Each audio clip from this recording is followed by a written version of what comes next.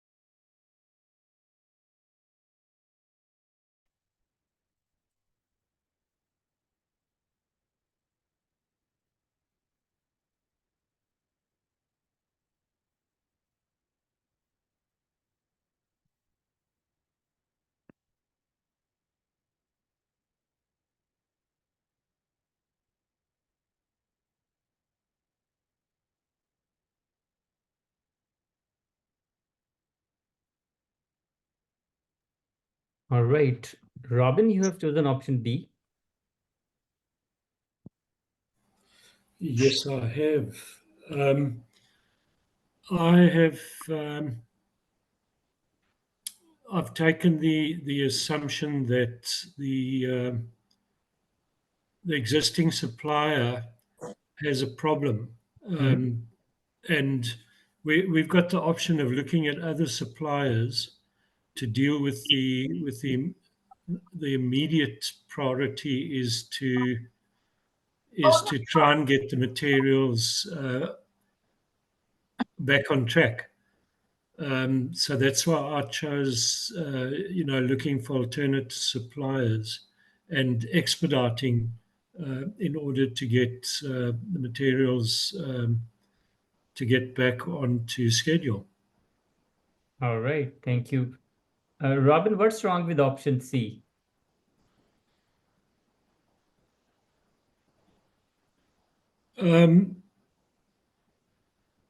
That's not going to resolve the immediate priority. The immediate priority is to get the project back on schedule. All right, thank you. So you're saying C option does not address the problem. All right, thank you. Mohan, you have chosen option C.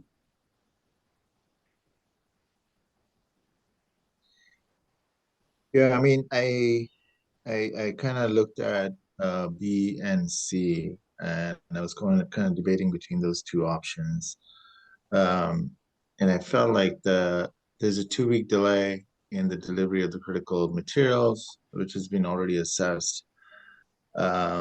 But there could be other implications to the project that we have to brainstorm and figure it out in terms of the solutions, etc. So that's why I felt like the first most immediate priority would be just to hold that meeting, assess the situation, and then maybe take alternative measures in order to see how we can close the 2-week delay.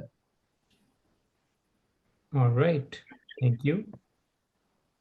Priya, you have chosen option C. Yes, I thought since it said that the project was already on schedule, so it's not, and it's a 2-week delay, so it's not a huge impact. It's not for months together. So to understand the impact of it better, I think it would be better that the team holds a meeting and kind of figures out what the actual impact of this delay is going to be and how they can handle it. There could be other lower priority things that could be done in the meantime, and this situation adjusts itself. So I thought that would be the best option. So I chose C. All right, but statement says it's a delivery of critical building material. It's critical for your project. Right, but I'm not sure yet that it's as critical as requiring an alternative supplier immediately. I think the team should first assess the situation and see what the impact is going to be, and then decide if they need to identify an alternative supplier. And it also says that there is a 2-week delay. So I'm not sure exactly how much of an impact there would be unless the team kind of goes through it and figures it out. And then they can probably, if they think that that's going to be a huge impact, they could go and identify an alternative supplier. All right, thank you. Jayashri, you have chosen option B.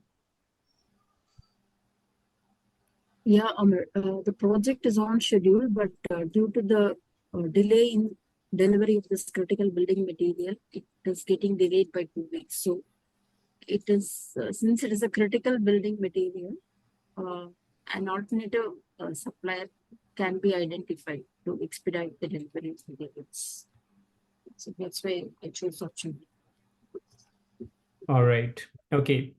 So we have done a similar question in the previous mock sessions as well, where the problem was something like that. The project was about to inaugurate or something like that, or there was some kind of urgency, and there were similar options. And we talked about when you have urgency or when you have criticality in the project schedule or something like that, you go with identification of alternative suppliers or explore other options for expedited delivery. Now, if you talk about option C and B, we also talk about explore options for expedited delivery of the material. So it's not just, you are identifying alternative suppliers only. So B covers C as well, right? And it also addresses the problem as well. So due to criticality of the building material, the word critical means it is required, it is needed. Otherwise, there is no need to write the word critical here. So if it is critical for the projects, you need to find alternative sources to find that material so that your project is not stopped. And at the same time, it says explore options for expedited delivery of the material. So what Priya was saying, we can, look for other options, what other things we can do, what are other possibilities, how we can find this material, or what are better ways of doing that. This is also covered in option B. So correct answer is option B, not C, because C does not address the immediate problem. And if you look at the C option, it says hold a team meeting to brainstorm solutions for addressing the delays impact on the project. Address delays impact. So you're accepting the delay, right? And you're accepting the impact. You're not solving the problem. You're not addressing the problem in option C. So correct option is option B. Let's read the explanation.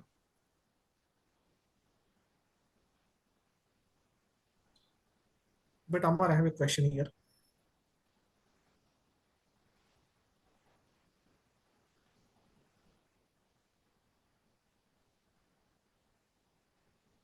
All right.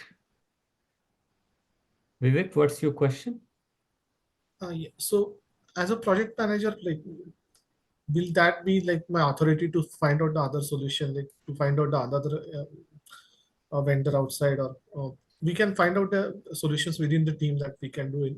But my further most important duty is to inform the stakeholder about the delay, and then we can look for the other options, right?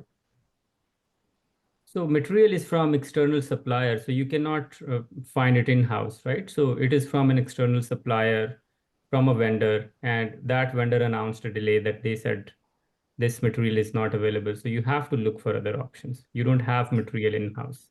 So that's why you will go with outsourcing and finding other available options to make sure that material is available. Okay. If it is something like that that you can do in-house, then definitely you will go with the option that is currently available. But if it is material that you do not produce, you do not manufacture, you will go out for outsourcing. So yes, it's a typo. it is B. So identifying alternative supplier is the most immediate priority because it addresses the critical need of the materials. Thank you, Anton. Next question.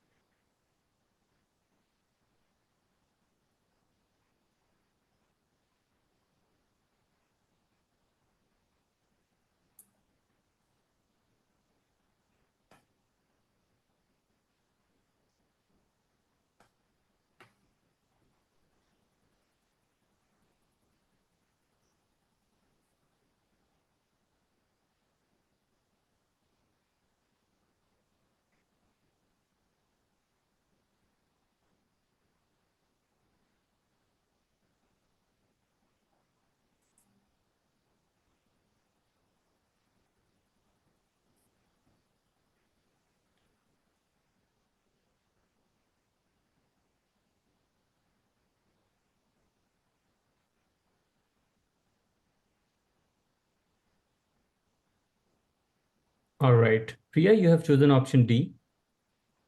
Yes, even though the organization already has a product in the market, they are still developing a new product, and that would call for some type of an initiation of a new project.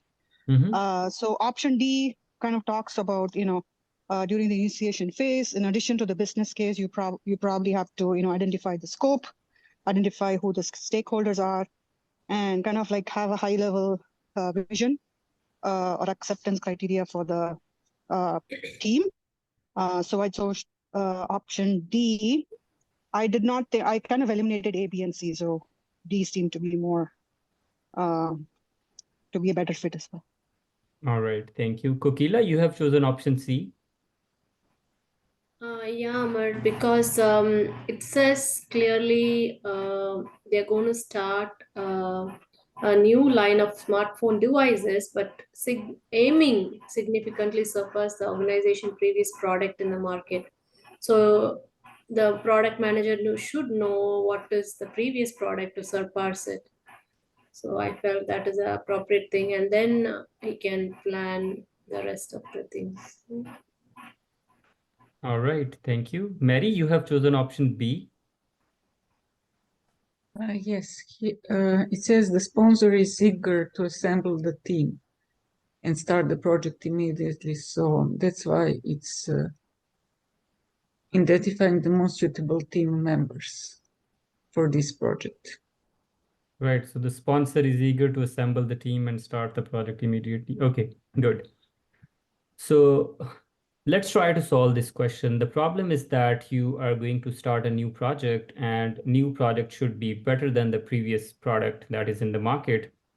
Sponsor wants you to kickstart the project as soon as possible, right? What should the project manager do? So review lessons learned repository to learn how to kickstart a project. How to kickstart a project has nothing to do with lessons learned repository. It's a process, right? So it's a process that you can find in, organizational process assets, or what are the organizational processes are regarding starting the project. So lessons learned have nothing to do with kickstarting a project. Develop resources management plan by identifying the most suitable team members. My God. Please keep yourself on mute, everybody.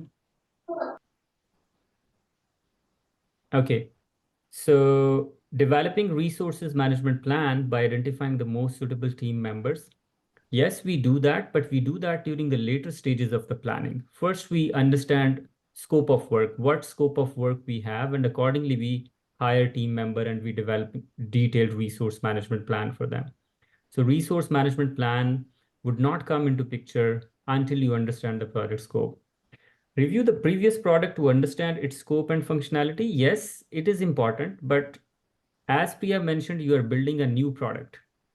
And that product, which is different from the previous product, that should surpass the quality or features which are in the previous product. So reviewing the previous product could be helpful in defining the scope, but the most important thing is you want to understand the stakeholders' understanding what sort of new product they want or what we could have in the new product, right? So what are their priorities? What sort of product they want? And then one of the things could be review the previous product to understand scope functionality. Correct answer is option D, define the project scope with the stakeholders, sit with the stakeholders, try to understand what they want to do and what are the best ways in which they can deliver the new version of the product. So correct answer is option D. Let's read the explanation.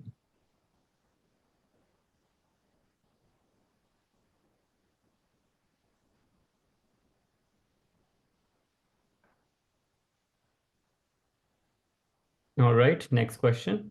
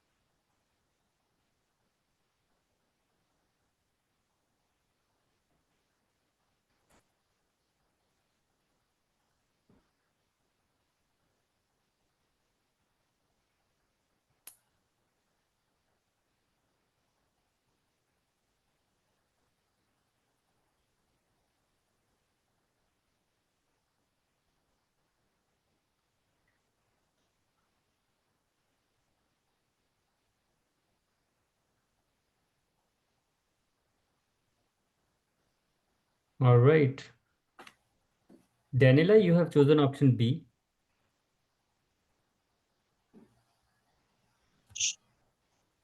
Yes, I ruled out C and D. C adds resources and costs. Perform task in parallel. You don't do, I don't know. It's a large construction. There may be sequential work. Originally planned in sequence. So you don't do parallel work. So out of the two, I have chosen B because first of all, you don't increase the project duration. And secondly, you are doing everything you can to ensure demand does not exceed availability by adjusting how the sequence of activities. So B. All right, thank you. Robin, you have chosen option B. Yes. If the end result is not going to be affected by adjusting the program or the schedule, and it can be done, then I've figured out that that's the best solution out of all of these.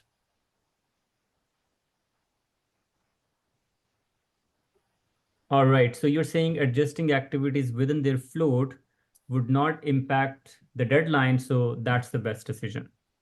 Yes, correct. All right, thank you. Vivek, you have chosen option B. Yes, I also removed option A and C, which is not relevant because it's asking for the adjustment and extra resources. Option D somewhat making sense, but it is again asking for the parallel activities which were not possible in the construction line. So I've chosen option B. All right, thank you. But Vivek, if I ask you, it says ensure resource demand does not exceed availability without affecting the critical path. So if you're not increasing the demand, then how you would make sure that critical path remains the same? So if you're not increasing the resource, so for example, let's suppose 10 resources are required on a project. However, available resources are 7. So this is happening here. Mhm. Some resources are not available because of conflict. So there's a shortage of 3, let's suppose. So option B says go with 7 resources because 7 are available. However, it should not affect the critical path. How is it possible? If 10 are required, having 7 while making sure that you do not exceed the availability, how it would keep the critical path same? So we are using the buffer time for those 7 resources, and that's how we are making use of time and resources both. But you will be using resources for those, right? Yes. This is for activities buffers, right? You understand? So what's happening here so for example, this is activity A, right? Mhm. This is activity B, let's suppose, right? So even if you move this resource here, you will be using same resources. You understand that? Mhm. So resource utilization is still there, whether you are doing this activity here in the middle or after that. So using the buffer may help you reduce the deadline, but how it would help you optimize your resource utilization? You understand, everybody? It would shorten the duration. That makes sense if you have float, but how it would solve your resource conflict? And if you recall, we talked about a concept that is resource leveling. If anyone could recall, what was that? When you have resource conflict, what you do, you level your resource. And it was something like that. So for example, if different team members are working, some are working 40 hours per week, some are 60 hours per week, some are 50 hours. So you move this extra work here, even if it extends the deadline, because there is no other option, right? So when you have resource conflict, you go with resource leveling until and unless there is a constraint, you cannot extend your deadline. In this statement, there is no such constraint. Nothing in the statement says you cannot extend your deadline. So you need to handle resource conflict. And the only way you can handle resource conflict by doing resource leveling. And what is resource leveling? Adjust the schedule to distribute resources usage over time, even if it extends the project duration. So this question is about resource leveling. So resource leveling is a concept where you level your resource, where you optimize your resource usage by increasing the deadline. So instead of some people are working 50 hours, 60 hours a week, now everybody would be working 40 hours a week, and the extra work moved to the next week, and ultimately your critical path would be extended, right? So B does not solve the problem here. Even if you use that float, you will shorten the deadline, but at the same time, resource utilization would remain the same. Resource conflict would remain the same. Correct answer is option A. Let's read the explanation.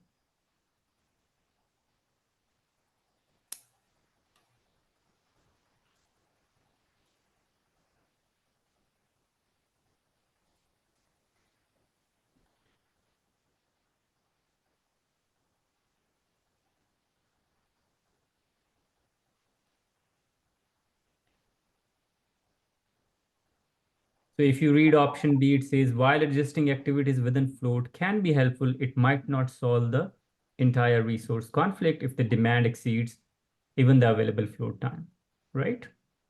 Next question.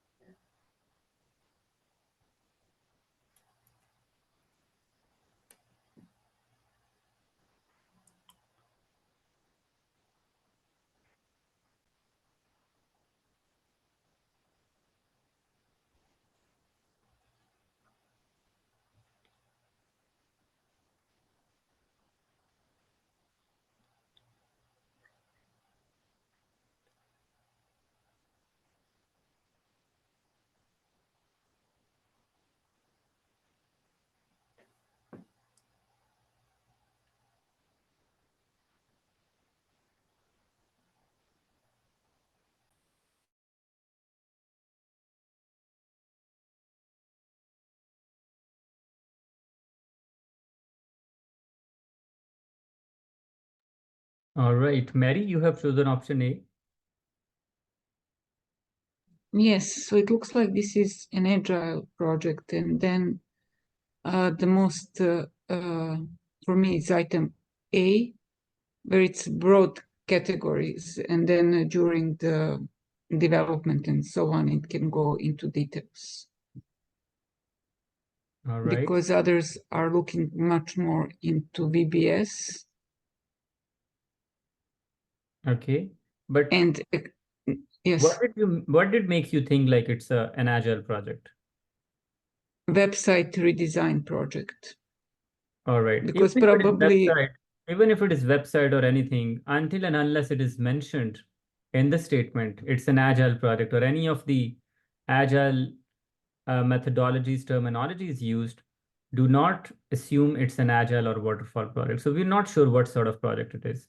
Nothing is mentioned in the statement about project scope, about nature of project, or anything that indicates if it is an agile project or if it is a waterfall project, right? So there is no such assumption in the question, so we cannot assume it's an agile or waterfall. Okay. Vivek, you have chosen option C. Yes, so because we are not able to decide on the resources based on the each minute level of work in the WBS. So it will be on the high level details for on the WBS. The question is not about WBS, I guess.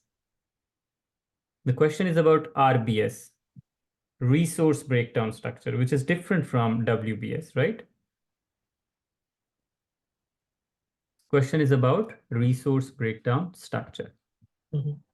Okay. Mohan, you have chosen option C.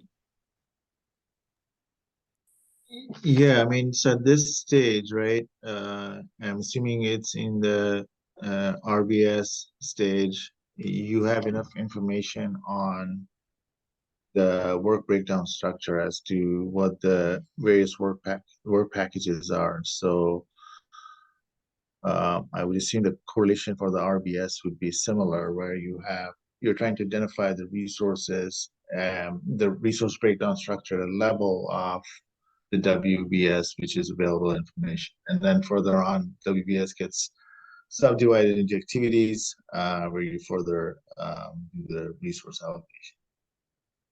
All right.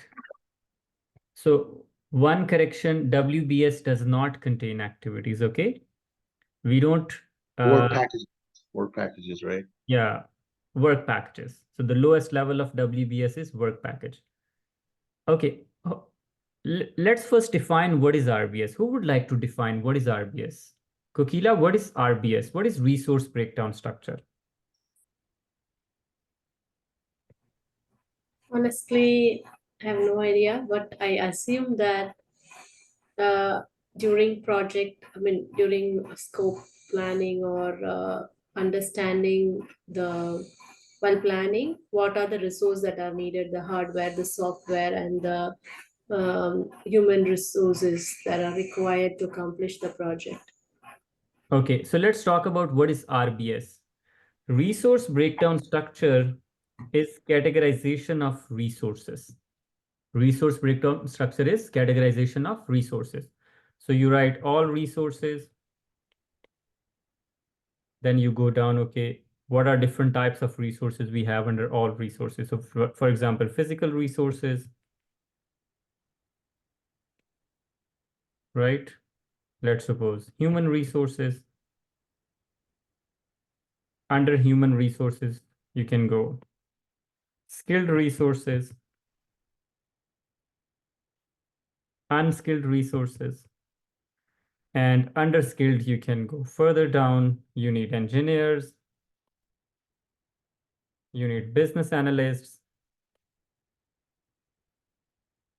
right? You need planners.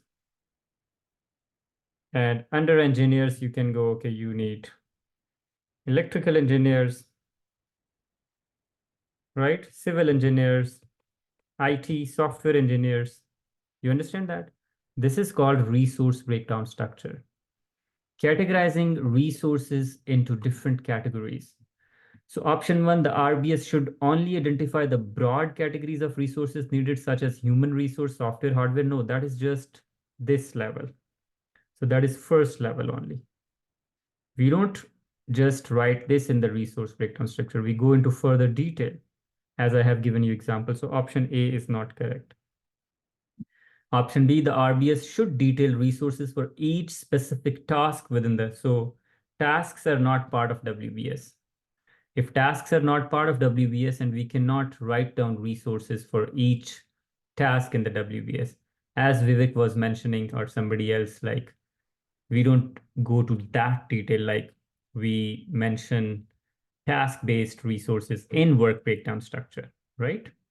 We do that in resource requirement, but not in RBS. RBS is more like a high-level document that categorizes resource requirement into different categories. Option C, RBS should identify resource categories for each WBS phase without going into excessive details. So this is what we have done here. So for each WBS element, we have mentioned what sort of resources we need, and we don't go into much detail. Not the RBS should focus solely on the human resources. No, RBS contains all sort of resources, right? So correct answer is option C, right? Kokila, you have a question? Yeah, Amar. So the option C, no, option B says the specific task within the WS, but just for my understanding, WBS is nothing but tasks, right? No. WBS contains project scope and deliverables. When you decompose, Work breakdown structure, right? It breaks down the work. yeah, it does So not include tasks. It includes scope of work. So if I talk about WBS, so WBS is something like this. Sorry.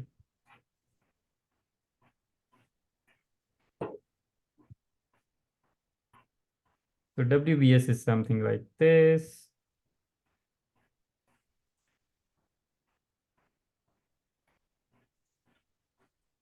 You have work breakdown structure. Work breakdown structure is divided into different control accounts. Control account is divided into different planning packages. And planning package is divided into work package. And work package is collection of deliverables, one or more deliverables. So this is work breakdown structure. When you further decompose work package, then you get activities. When you further decompose activities, you get tasks. So task is the lowest level of effort. When you combine tasks, you get activities. When you combine activities, they result into one or more deliverable. That is called a work package. When you combine work package, we call planning package. When you collect planning package, we call control accounts. Collection of control account is called project. So we don't go to that task level detail in work breakdown structure. In work breakdown structure, we do not have task. Is it clear, Kokila? thank you so much. It's very clear. Right. So correct answer is option C. Let's read the explanation.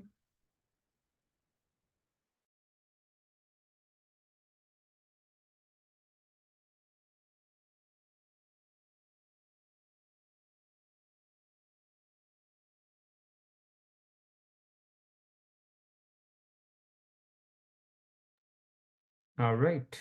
Next question.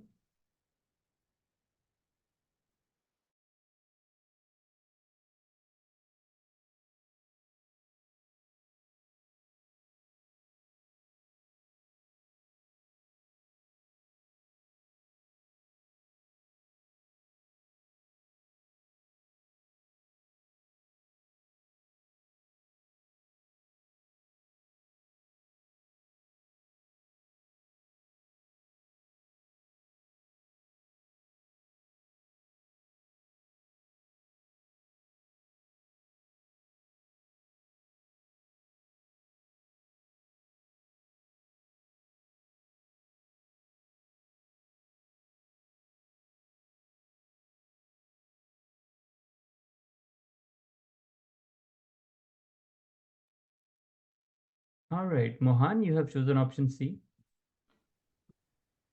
I was pretty confident this is correct answer. But yeah, basically that's the definition of resource histogram, right? I mean, D, resource pre-assignments is I think you explained earlier classes where the team member is already pre-assigned to a team for a particular project.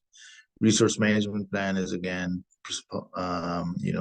processes and procedures needed for the resource management plan activities, and then resource calendar is where you allocate how many resources are available, how many resources are available for a project, right? Whether it's resource X and Y. So by elimination, also by definition, I think C is in my opinion, C is the right response. All right, thank you. Sam, you have chosen option C.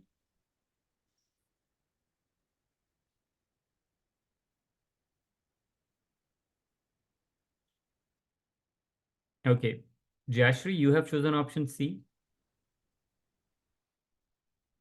Yes, resource histogram seems to be the suitable answer because that is the pictorial representation of the resource availability or the allocation based on different periods of time. So it's a graphical or pictorial representation.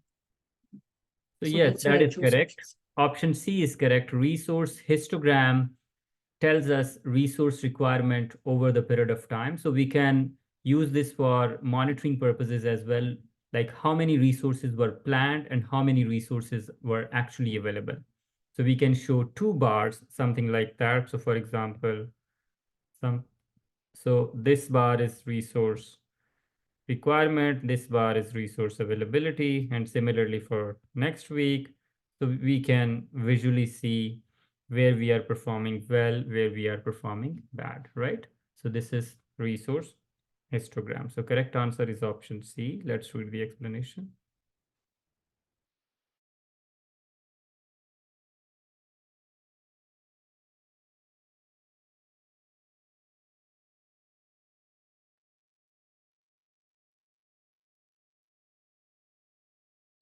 So resource calendar is for individual resource when a particular resource is available and or not available, right? A resource management plan talks about processes, right? Procedures, policies, how resource management would be done. Resource histogram is a bar chart that tells us the resource availability and resource utilization over time. Resource pre-assignment, it's a technique that we use before we go into detailed planning. We pre-assign resources. Like for example, on this project, a PMP certified project manager would be working. Now this is pre-assignment. We are not into detailed planning yet, but we have pre-assigned some resources so that we have some plan in place, like they would be working on a project. All right, next question.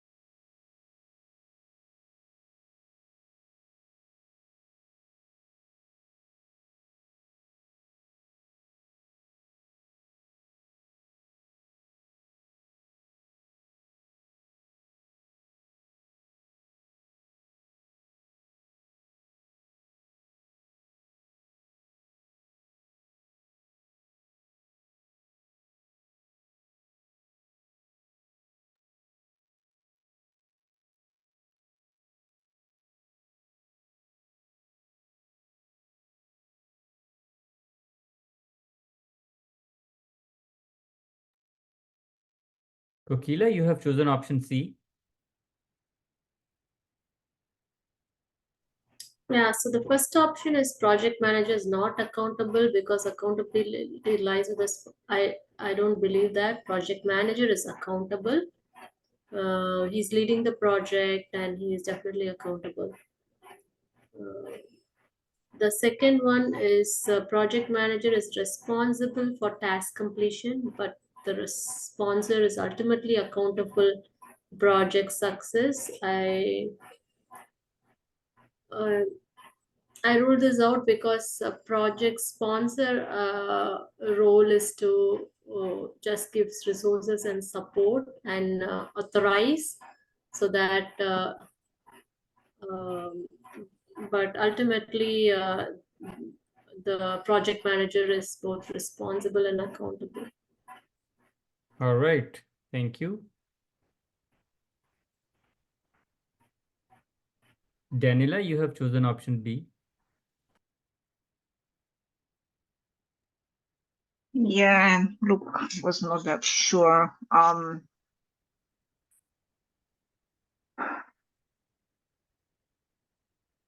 Okay. And I have selected this because the sponsor owns the project. It's the owner of the project. Therefore, I consider that he's ultimately accountable. Okay, right. Thank you. Mohan, you have chosen option A. Right. I mean, accountability is just with one function. So in this case, sponsor is accountable. I was between A and B, but then I didn't pick B because it seemed more prescriptive, where project manager is responsible for task completion. Project manager is responsible for the entire project in its entirety, right? And the sponsor is accountable for the project. That's why I ultimately went with A as a better holistic option.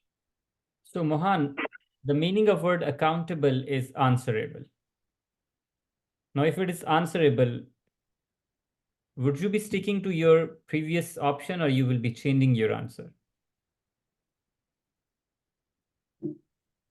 The sponsor is the accountability is with one person, right? So in this case, the sponsor would be answerable because ultimately, even when you're doing project initiation, the project manager is not appointed, right? So the sponsor is writing the project charter. So it means project manager is not answerable or not accountable. Right. From the context that there's accountability lies with just one function, whether it's a project manager or the sponsor. In this case, it would be the sponsor where the accountability lies, and he or she's the one who's supposed to answer to the shareholders or the stakeholders. Thank you. Vivek, you have chosen option B. Yes, since the project manager is responsible for completion of the task, that is like day-to-day activities and the end-to-end delivery. But the ultimate accountability lies with the sponsor, that he is the answerable, as you mentioned. So I think the relevant option was option B. All right. And what do you think about option A?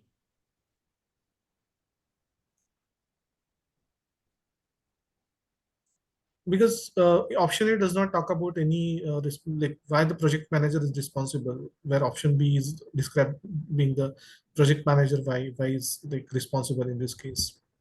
All right. Thank you. Priya, could you please explain your option?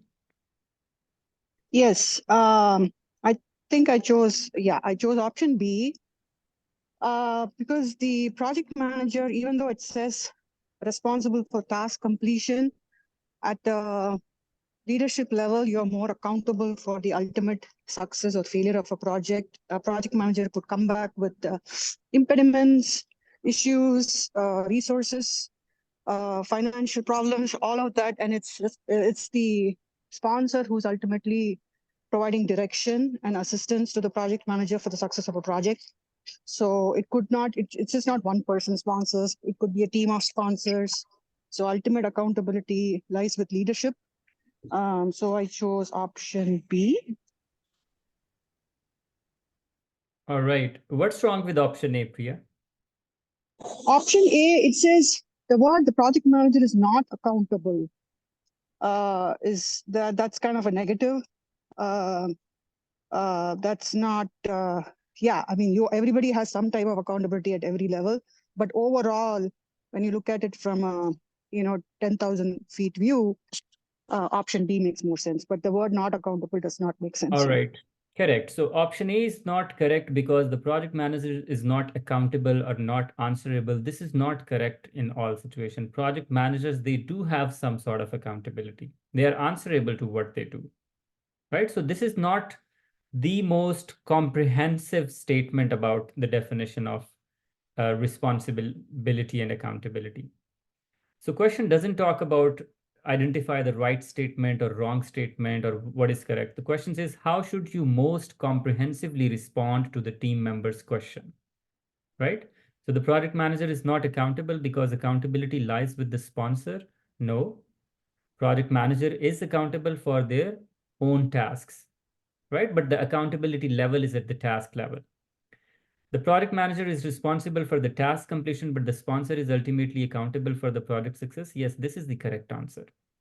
PM is responsible for task-related activities or doing things, and sponsor is ultimately answerable for the overall success of the project.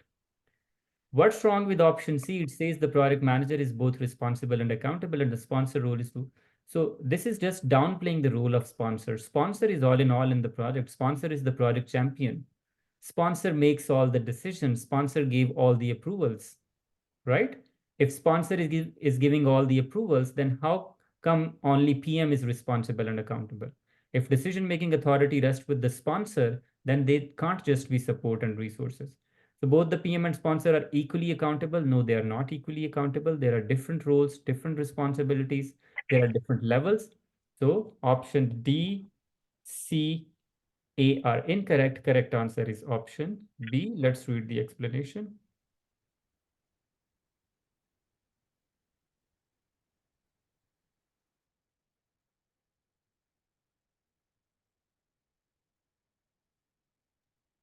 All right, so this is an example of a very simple question, right? Very easy question. So the question asks about basic definition. So I intentionally added this question because you can expect such simple question, which normally we don't care because we assume we know the meanings. And this is not you're doing something wrong. This is our, normal thinking. Like if we are using a word on routine basis, so we don't go into detail of that word or that terminology because we assume we are using this terminology, we know the meaning, so let's not put so much effort. But you can expect some questions in the exam where you exactly need to know the real meaning of a particular terminology, right? So you can expect similar question in the exam. Next question.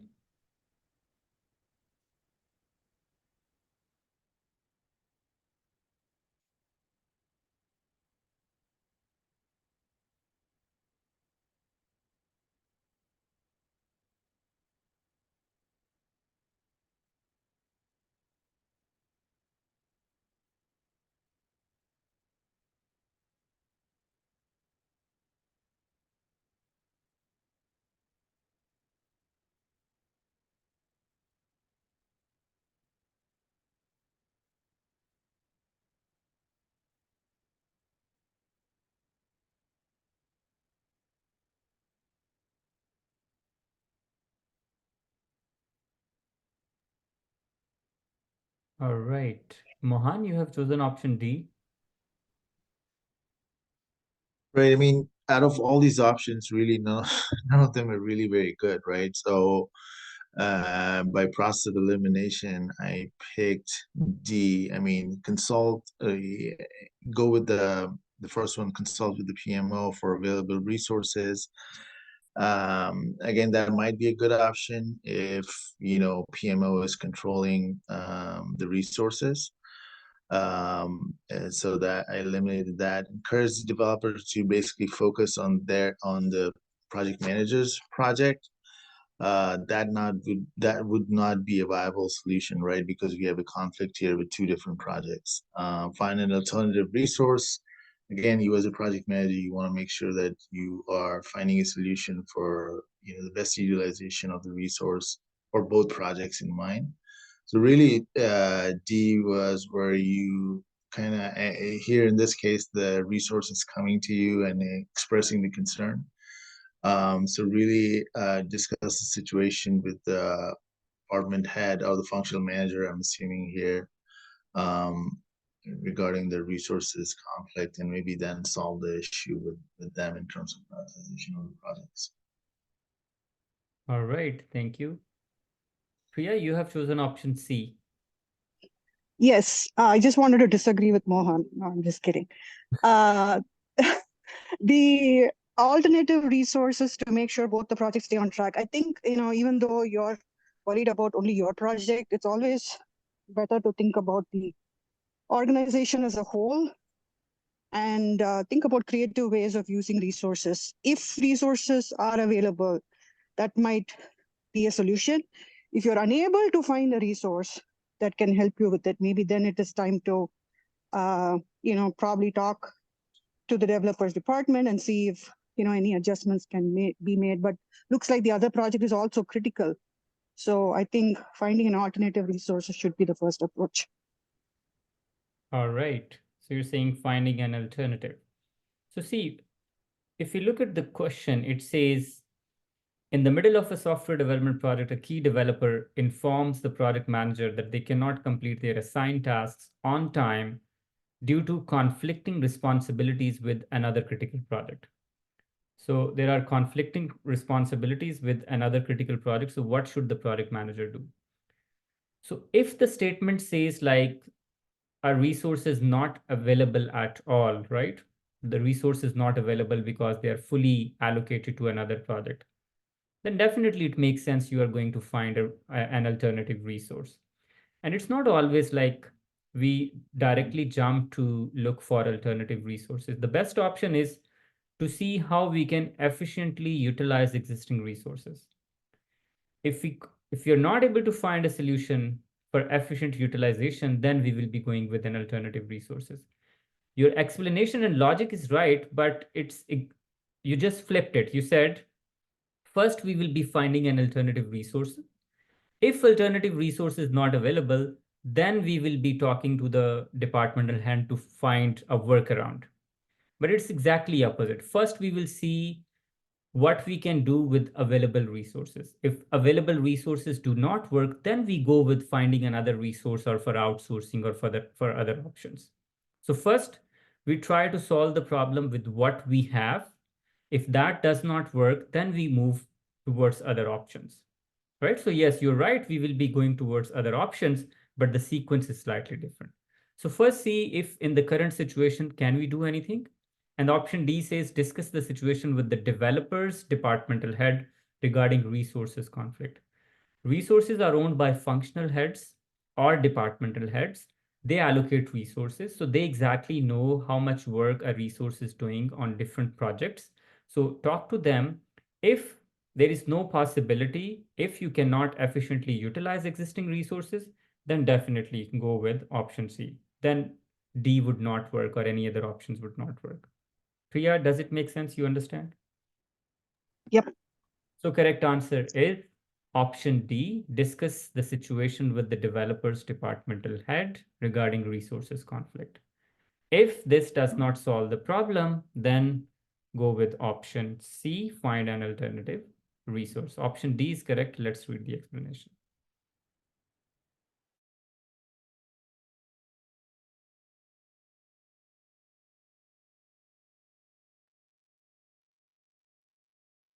All right, next question.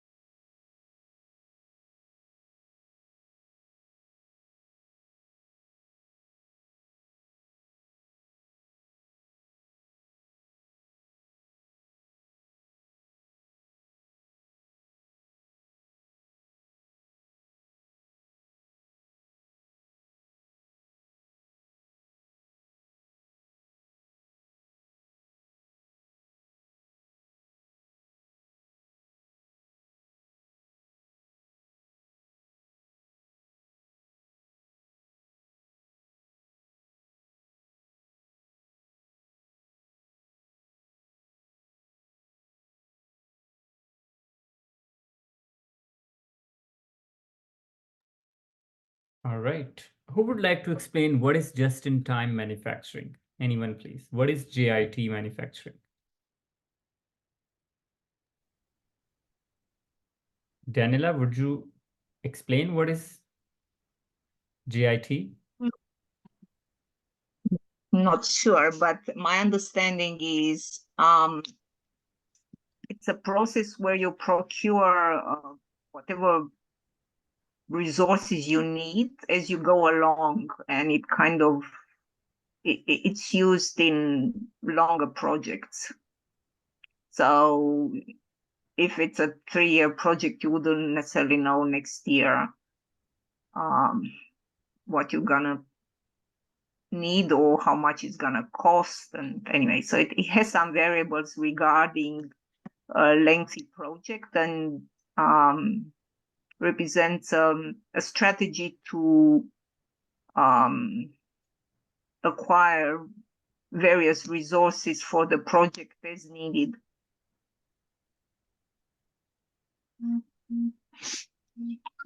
All right. Mary, you have chosen option C.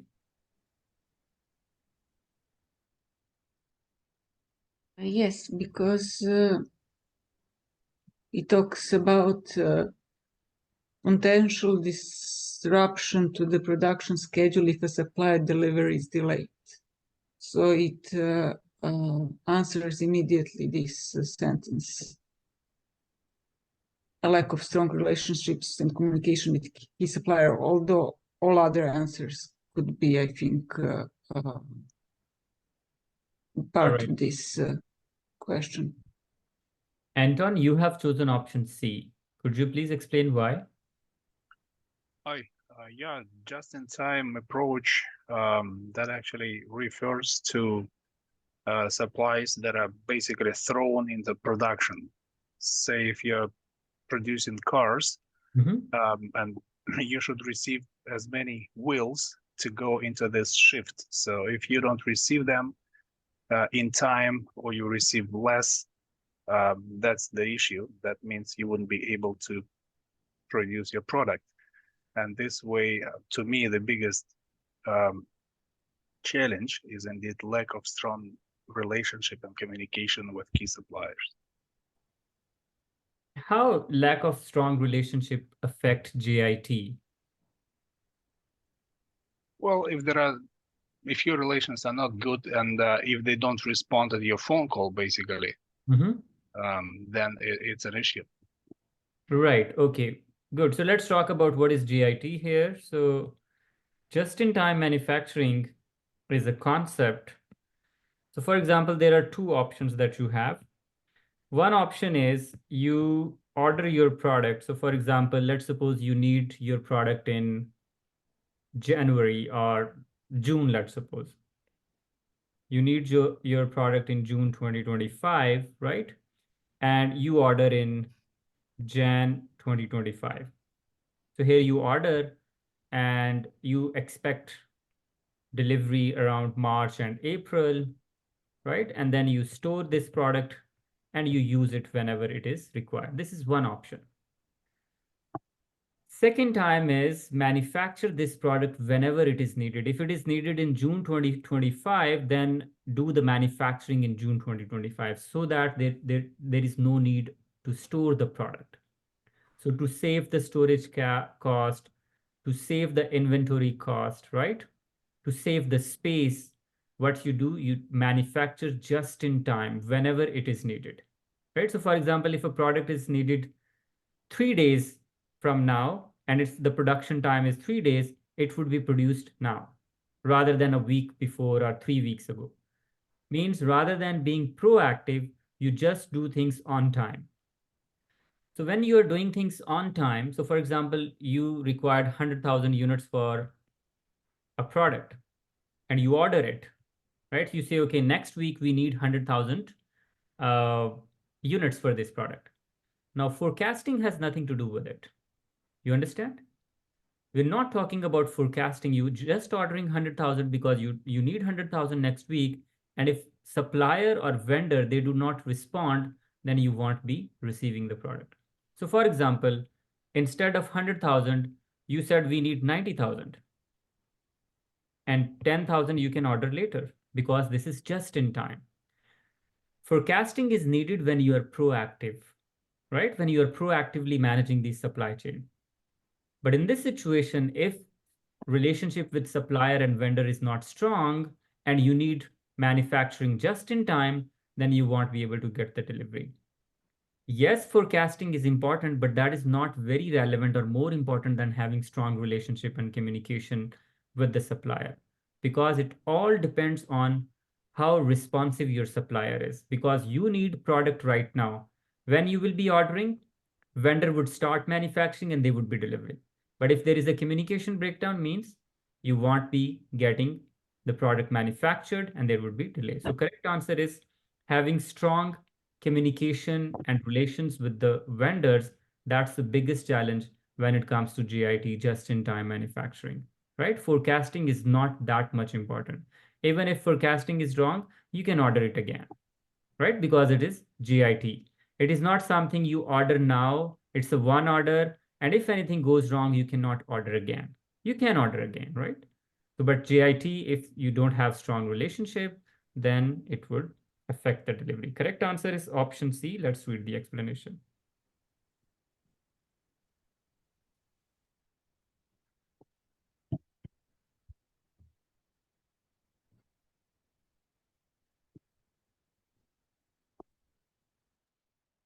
Next question.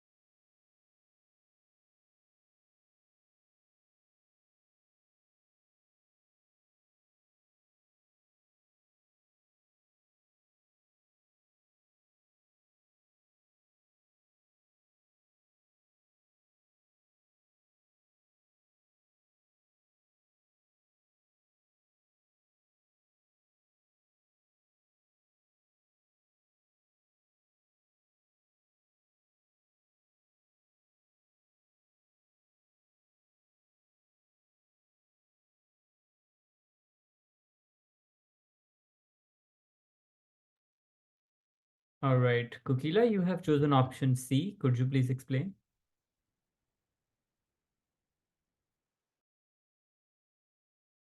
The situation clearly says that they want to add additional graphic designers to create more promotional material. So the current workload of there's no I don't feel it's the right thing. Create more promotional materials because the workload is more, and that's why they wanted to add more designers. So it's clearly stated in the statement. So the option A is not the right one. Availability of additional graphic designers within the budget. Um, that is also not the point. But the third one I chose because to analyze what is the benefit out of it and then decide. All right, so you will see what are the benefits of adding resources, right? Okay, thank you. Robin, you have chosen option B. I put quite a bit of thought into this one and I wasn't really getting anywhere.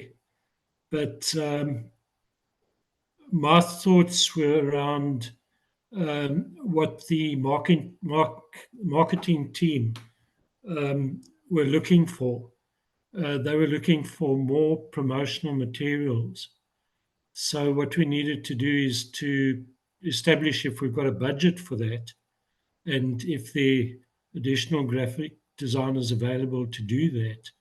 And if we can satisfy that, and then we go ahead with B. Yes, that's perfectly fine. I like the logic, like if there is a request for additional resources, so we need to see if we have additional resources or not, right? That makes sense. But how we will be ensuring availability of additional resources within the budget?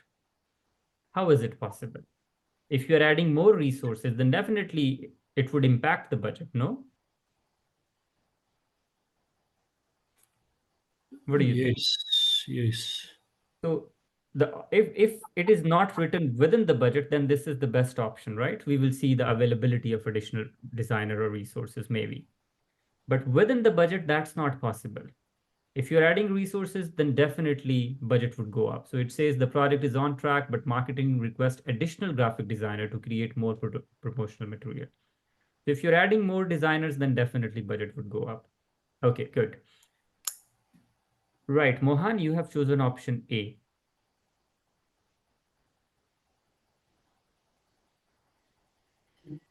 Right. I mean, I chose option A because I think that would be the starting point to understand what the current workload is, right? So that'll give you a clear requirement of what the additional incremental resource need is in order to support the activity. So I felt like that was the most important factor to consider, before allocating the resources. I mean, B probably could be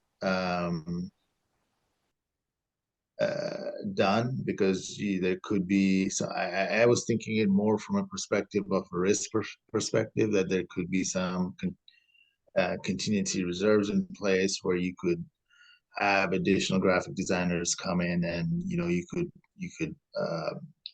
allocate an incremental budget to that.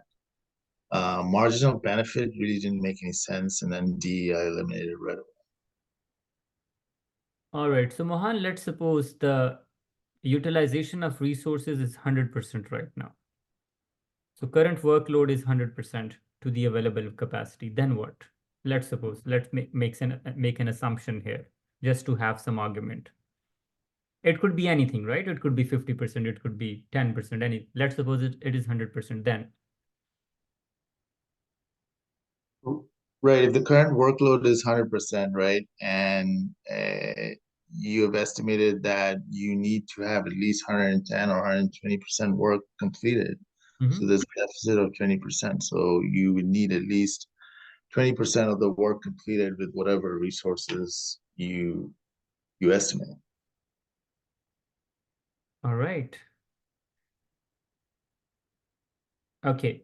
So you're saying like we will be looking for current workload, but one thing that is important for everybody to see, when you read a question, you'll see different sort of statements. In some situation, it says, what's the first action to take? What should the PM do first? And in some, it would be written, what is the most important step? Now, these two are entirely different questions. So maybe a project manager needs to take 5 steps. And out of 5 steps, first would be different and most important would be different. Does it make sense, everybody? Maybe the third is the most important one based on priority. So Mohan, if we say what is the first action, so yes, you're right. First, we would be looking at existing workload, right? And if there is a request from the marketing team for additional resources to create more additional material, so it's obvious like they are having all existing resources are already overloaded or they have more work.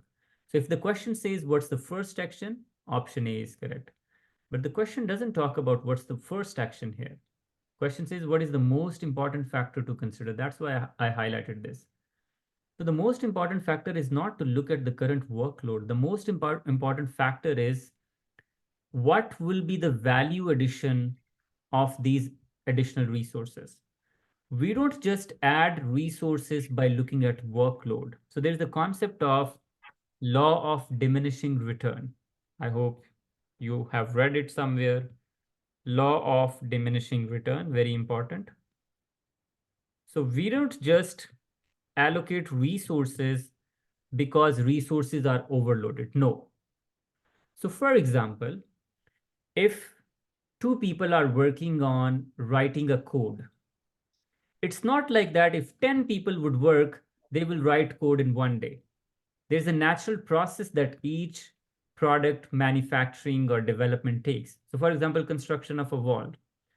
So we don't say, okay, if 2 masons are working, this wall would be done in 10 days. And if 10 are working, this would be done in 2 ways. No, there you need a space, and there is an optimum number. And based on that optimum number, you decide how many resources would be working.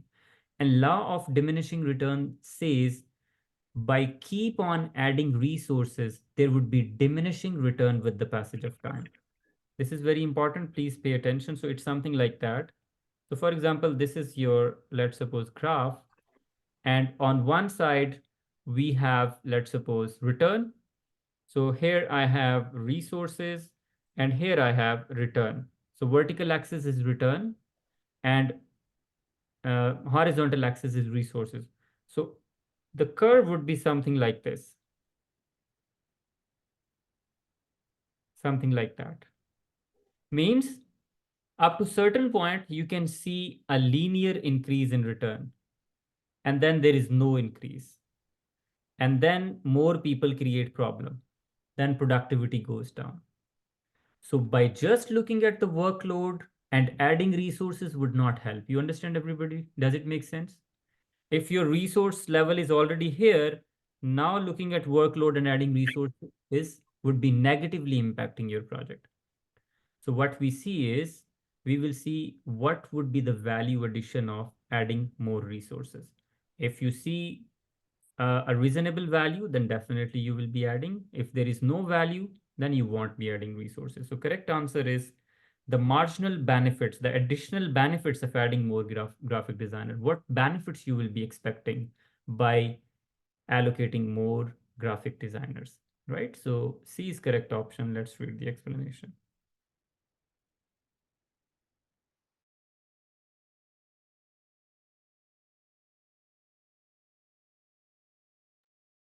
Next question.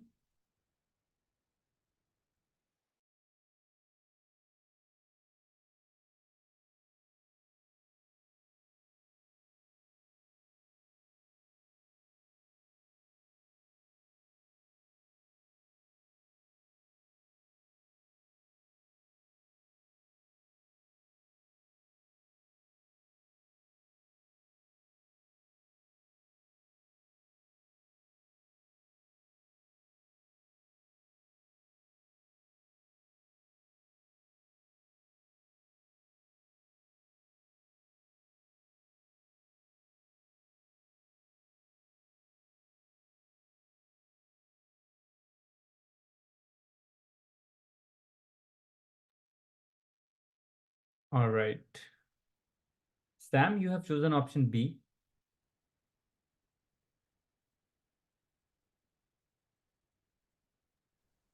You're on mute.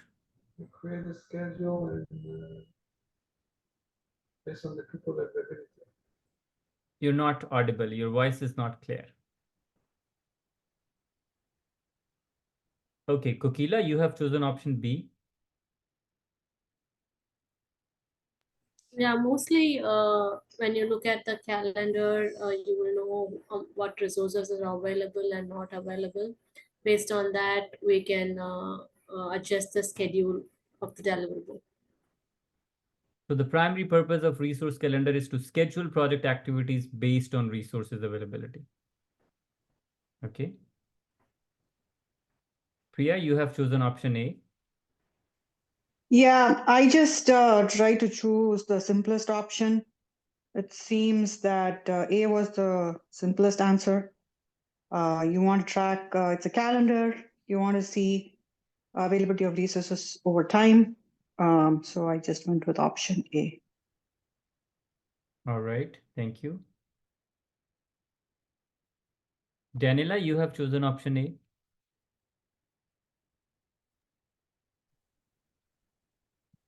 Yes.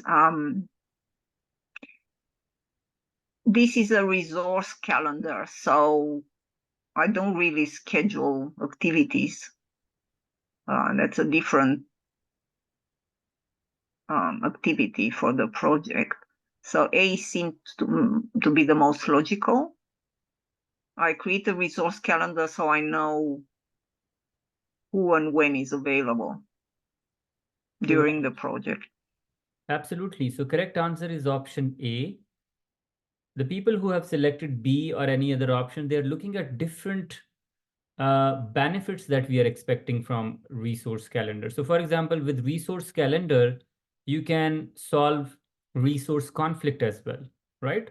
So schedule project activities is one of the benefits of resource calendars, right? But there are other benefits as well. So for example, you can schedule your activities, you can allocate your resources, you can solve or you can identify resources conflicts, right? You can increase your resources, you can decrease your resources. So there are various uses of resource calendar, but the primary purpose is to get to know when a particular resource is available and when a particular resource is not available.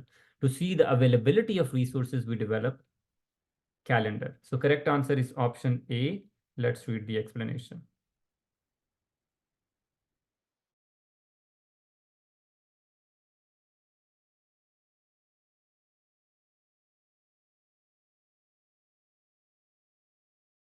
So you can see all other are usage of resource calendar.